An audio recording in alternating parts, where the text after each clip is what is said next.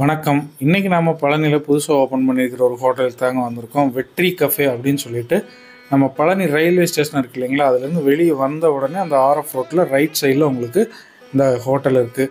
இங்கே வந்து பார்த்தீங்க அப்படின்னா, டீ, காஃபி, பேக்கரி ஐட்டம்ஸ் போக மார்னிங் டிஃபன், மத்தியானம் லஞ்சு, நைட் டிஃபன். ஸோ இந்த 3 நேரமும் நல்ல சாப்பாடு கிடைக்கும். முக்கியமாக என்ன இங்கே விசேஷம் அப்படின்னா, நம்ம கொங்கு பெல்ட், மதுரை பெல்ட் டேஸ்ட்டில் வந்து இங்கே இருக்காது. இது வந்து ஃபுல்லாக முழுக்க முழுக்க உங்களுக்கு வந்து காரைக்குடி அந்த நாட்டுக்கோட்டை ஸ்டைலில் வந்து உங்களுக்கு இங்கே ஃபுல்லாக சமைக்கிறாங்க. மசாலாலேருந்து சமையல் முறையிலேருந்து எல்லாமே நம்ம காரைக்குடி சைடில் சமைக்கிற மாதிரி மாஸ்டரை அங்கேருந்து கூட்டிகிட்டு வந்து சமைக்கிறாங்க. பழனிக்குள்ளே முதல் முறையாக இந்த மாதிரி காரைக்குடி டேஸ்ட்டில் வந்து சமையல் இங்கே ரெடி பண்ணியிருக்கிறாங்க. புரோட்டாவில் ஆரம்பித்து புரோட்டா குருமாலேருந்தே உங்களுக்கு அந்த டிஃப்ரெண்ட்டான டேஸ்ட் வந்து உங்களுக்கு தெரியும். நார்மலாக நம்ம ஏரியாவில் இருக்கிற புரோட்டா குருமாவுடைய டேஸ்ட் உங்களுக்கு இருக்கும் இல்லையா?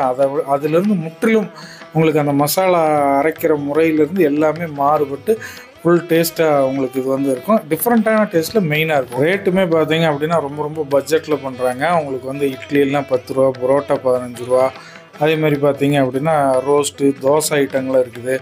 நீங்கள் மத்தியானம் லஞ்ச் வந்து உங்களுக்கு ஃபுல் மீல்ஸ், அன்லிமிட்டெட் மீல்ஸே வந்து 100 ரூபா தான். ஆனால் 100 ரூபாய்க்கு இவங்க என்னென்ன ஐட்டம் கொடுக்குறாங்கன்னு நான் லஞ்சும் காட்டுறேன். நம்ம வந்து வெளியே போயிட்டு நைட்டு டிஃபன் சாப்பிட்றதுக்கு ஒரு ஒர்க் விஷயமாக போயிட்டு நைட் டிஃபன் சாப்பிட்றதுக்கு இங்கே வந்தோம். ஸோ வந்தப்போ புரோட்டாவும் ரோஸ்ட் இருக்குது. ஏன்னா ஃபுல் ட்ரெஸ்ஸு சரியான கூட்டம் வந்து அப்போ தான் வந்துட்டு போயிருக்குது. நம்ம ரயில்வே ஸ்டேஷன்லேருந்து வர்ற ஆட்கள் பூரா இங்கே சாப்பிட்டு போயிடுறாங்க. ஸோ நான் வந்து கரெக்டாக ஒரு 9:30 மணி 9:45 தான் வந்தேன்.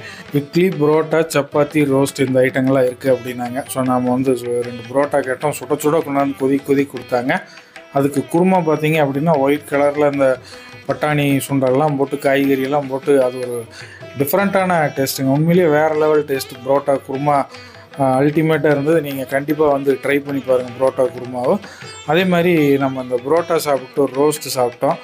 இங்கே பார்த்தீங்க அப்படின்னா நான் சொன்னேன் இல்லைங்களா, அந்த நாட்டுக்கோட்டை சமையல், காரைக்குடி சைடு சமையல் வந்து நீங்கள் அந்த சைடு ஏதாவது உங்கள் நண்பர்களோ இல்லை அந்த பக்கம் பயணம் பண்ணியிருந்தீங்க அப்படின்னா அதோட டேஸ்ட் வந்து துண்டாக தெரியும். கொஞ்சம் நம்ம இதிலேருந்து நல்லாவே டிஃப்ரெண்ட்டாக இருக்கும். உங்களுக்கு அந்த மசாலா அரைக்கிறது, அந்த சில விஷயங்களோட சமையல் முறை அது எல்லாமே மாறுபடும். முக்கியமாக வந்து அவங்களோட புளிக்குழம்பு, காரக்குழம்பு, மேஜராக லஞ்ச் ஐட்டம்ஸ் எல்லாமே வந்து அவங்களோடது டிஃப்ரெண்ட்டாக இருக்கும். நம்மளதை விட பிரமாதமாக இருக்கும். ஸோ அந்த ஏரியாவு நாம் வந்து ஒரு ரோஸ்ட் வாங்கினா அதுக்கு சாம்பார், சட்னி, தேங்காய் சட்னி, புளி சட்னி எல்லாம் கொடுத்தாங்க.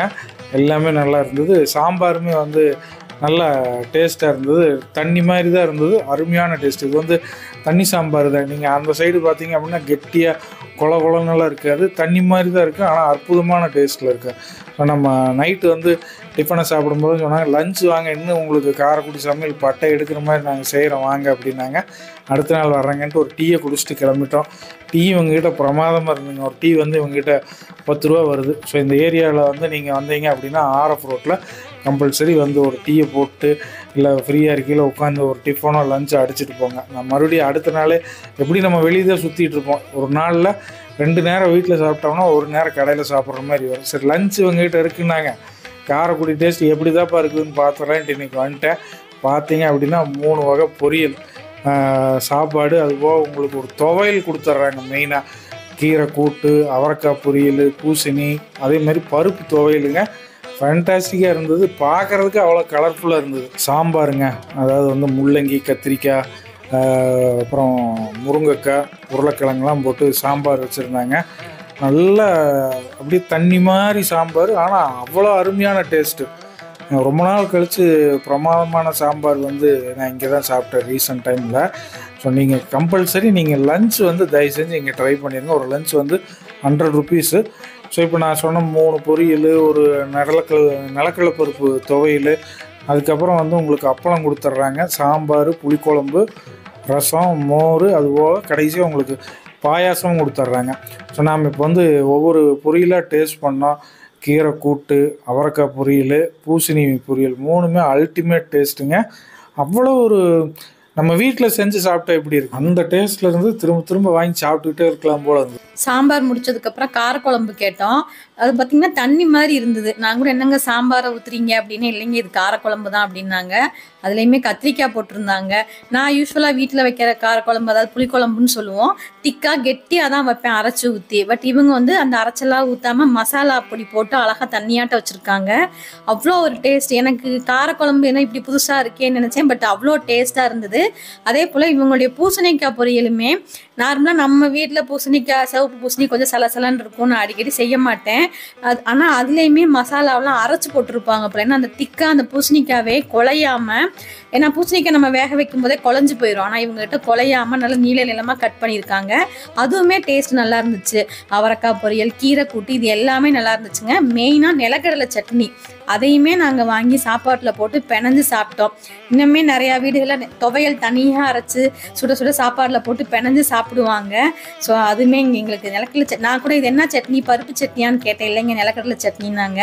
அதுவுமே நாங்கள் சாப்பாட்டில் போட்டு பிணைஞ்சிட்டு அப்பளம் வந்து சாப்பிடும்போது அதுவே சூப்பராக இருந்ததுங்க. ஸோ இந்த மாதிரி சில விஷயங்கள் வந்து இந்த சட்னி இதெல்லாம் வந்து சில பக்கம் இருக்காது, நம்ம வீட்டில் செய்கிறதான். பட் அந்த வீட்டில் என்ன மாதிரி கொடுக்கணுமோ அந்த மாதிரி இவங்க கொடுக்குறாங்க. கூட்டுமே, அதாவது கீரை கூட்டுமே டெய்லியும் ஒரு கீரை வைப்பாங்களாம், ஹெல்த்தியாக கொடுக்கணும் அப்படின்னு சொல்லிட்டு டெய்லியுமே நாங்கள் ஒரு கூட்டும் கொடுப்போம். சட்னியுமே நாங்கள் டெய்லியும் ஏதாவது ஒரு துவையல் நாங்கள் மாற்றி மாற்றி பண்ணுவோம் அப்படின்னு சொன்னாங்க. நானும் சாம்பாரை முடிச்சுட்டு காரக்குழம்பு வாங்கினேன். ஸோ புளிக்குழம்புங்களா என்ன குழம்புன்னு கேட்டு, இல்லைங்க இது காரக்குழம்பு அப்படின்னாங்க. என்ன இதுவும் சாம்பார் மாதிரியே இருக்குது அப்படின்னு கேட்டேன். சார் இதுதான் வந்து ஒரிஜினல் காரக்குழம்பு, டேஸ்ட் பண்ணி பாருங்கள் எப்படி இருக்குன்னாங்க. ஸோ கத்திரிக்காயெல்லாம் போட்டு வச்சுருந்தாங்க. செமையான டேஸ்ட்டுங்க, உண்மையிலேயே அல்டிமேட்டாக இருந்தது. அதுவும் அந்த மோர் மிளகாயும் அப்பளத்தையும் கடிச்சிக்கிட்டு சாப்பிட்டா வேறு எதுவுமே தேவையில்லை. மீன் குழம்பு மாதிரி இருக்குது. நீங்கள் நான் சொன்னால் நீங்கள் நம்ப மாட்டீங்க, நீங்கள் போய் ஒரு இடம் சாப்பிட்டு பாருங்கள். அவ்வளோ ஃபேண்டாஸ்டிக்கான டேஸ்ட்டில் காரக்குழம்பு இருந்தது. ஸோ அடுத்து பார்த்தீங்க அப்படின்னா ரசம், தக்காளி ரசம் வந்து வச்சுருந்தாங்க. ரசமும் பார்த்தீங்கன்னா வேறு லெவல் டேஸ்ட்டில் இருந்தது. யூஸ்வலாக நான் ஹோட்டலுக்கு போனால் சாம்பார் வாங்கிக்குவேன், காரக்குழம்பு தயிரோட நிப்பாட்டிக்குவேன். பட் இவங்ககிட்ட ரசம் நல்லா இருக்குன்னு ஹஸ்பண்ட் சொல்லவும் நானும் வாங்கி சாப்பிட்டேன். சும்மா செம்ம டேஸ்ட்டாக இருந்தது. வீட்டில் நான் ரசம் வச்சா ஒவ்வொரு நாளும் ஒரு மாதிரி தான் இருக்கும். பட் இது எப்படி பண்ணியிருக்காங்கன்னு எனக்கு தெரியல. நான் சர்வர்ட்டே சொன்னேன் இல்லை, ரசம் சூப்பராக இருந்ததுங்க.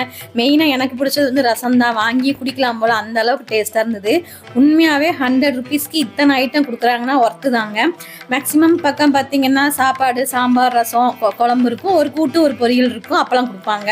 ஆனால் இவங்க துவையல், இந்த மோர் மிளகா, அதுக்கப்புறம் இன்னொரு பொரியலும் கொடுக்குறாங்க. பாயாசம் மெயினாக இவங்க கிட்ட பார்த்தீங்கன்னா மத்தியானம் மீல்ஸ் 4 மணி வரைக்குமே கிடைக்குங்க. மெயினாக அந்த ட்ரெயினில் இருந்துட்டு வர்றாங்க இல்லையா, ட்ரெயினுக்கு போகிறவங்க, ட்ரெயின்லேருந்து இறங்கி வர்றவங்க எல்லாம் அந்த ஹோட்டலில் சாப்பிட்றாங்க. திரும்ப நெக்ஸ்ட் டைம் பழனிக்கு வரும்போதுமே இதே ஹோட்டலுக்கு வர்றாங்களாம். ஸோ அவங்க சொன்னாங்க, ஏன்னா ஒன்ஸ் நல்லா இருக்குன்னு பிடிச்சிருச்சுன்னா கண்டிப்பாக அவங்க வருவாங்க இல்லையா. ஸோ நல்லா இருந்தது. நாங்கள் வரும்போதுமே கூட்டமாக தான் இருந்ததுங்க. ஏன்னா ட்ரெயினில் வரவங்க எல்லாருமே நிறையா பேர் வர்றாங்க. ஸோ நீங்கள் கண்டிப்பாக பழனியில் இருக்காங்க, ஒரு தடவை லஞ்சு ட்ரை பண்ணுங்கள். எங்களுக்கு லஞ்ச் வந்து ரொம்ப ரொம்ப பிடிச்சது. நானும் ஹஸ்பண்ட் மட்டும்தான் போயிருந்தோம். ரொம்ப டேஸ்ட்டாக இருந்தது. அடுத்து பார்த்தீங்கன்னா மோர் வாங்கினோம். மோருமே நல்லா இருந்தது உங்களுக்கு. அதுவும் சட்னியோட சாப்பிடும்போது இன்னும் சூப்பராக இருந்தது. மோர் முடிச்சுட்டு அதுக்கப்புறம் பார்த்தீங்க அப்படின்னா பாயாசம், அதுவும் பாசிப்பருப்பு பாயாசம் ஃபண்டாஸ்டிக்காக இருந்துச்சு. பேருக்கு பாயாசம் ஐட்டத்தில் கணக்கு காட்டணுங்கிற மாதிரிலாம் இல்லாமல் வீட்டுக்கு சொந்தக்காரர் வந்தால் உண்மையில மனசார செய்ய முடியல, அவ்வளோ ருசியாக இருந்ததுங்க. ஸோ நீங்கள் வாங்க, வெற்றி கஃபேல ஆர்எஃப் ரோட்டில் கண்டிப்பாக டிஃபன் அண்ட் லஞ்சு ட்ரை பண்ணி பாருங்கள். காரைக்குடி டேஸ்ட்டில் குழந்து கட்டுறாங்க, பிரமாதமாக இருக்குது. பார்சலும் நீங்கள் என்ன ஐட்டம் வேணாலும் வாங்கிக்கலாம். ஸோ வீடியோ பிடிச்சிருந்தால் லைக் பண்ணுங்கள், ஷேர் பண்ணுங்கள், கமெண்ட் பண்ணுங்கள். இன்னொரு வீடியோவில் மீண்டும் சந்திப்போம். நன்றி.